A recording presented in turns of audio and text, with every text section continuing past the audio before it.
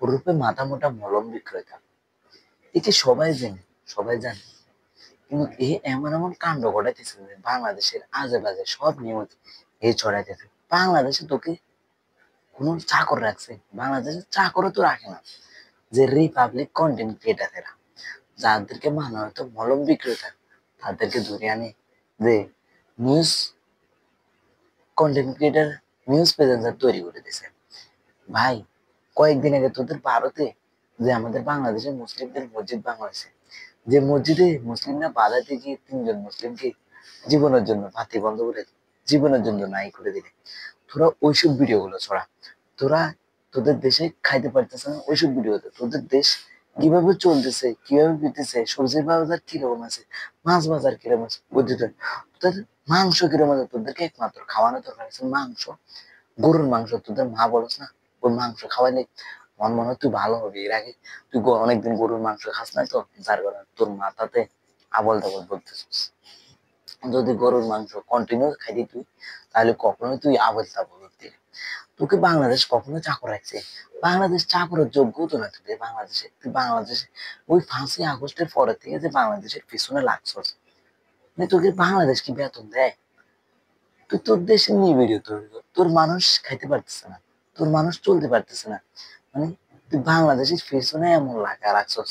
ভাই শোন, তোকে এই এটা নাম কি, এর আচার দিতে হবে, এরপরে টমেটো দিতে হবে, গাজর দিতে হবে, শসা দিতে হবে, এরপরে কলা দিতে হবে, এরপরে আর একটু ও বানানি বানাতে হবে। তোকে বানানি বানাইয়া ভাই ভালো করে পুরো বেলেট দিয়া একবারে ইয়ে করে তোকে দিলে তুই বুঝবি যে আজীবনের জন্য বাংলাদেশের যে ভিডিও বানানোর জন্য তোর একে, ভাই এটা কেউ আয় না দে, কেউ টাকা খরচ করে, ভাই দরকার হলে কিস্তি বা লোন নিয়ে এটা আয় না দে আমারে, সে ভালো করে এটা বানাইলে আজীবনের জন্য যেন বাংলাদেশের জন্য ভিডিও না বানাই, এদেরকে কেউ আয় না দে ভাই।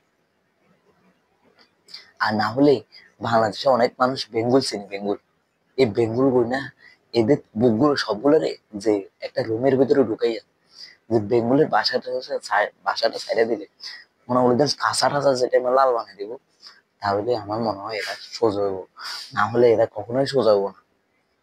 মানে এই 5ই আগস্টের আঘাত যাওয়ার পরে থেকে এরা এমন লাগা লাগছে যে বাংলাদেশের নিয়ম মানে ভিডিও না বানালে তাদের পেটের ভাত হজম হয়।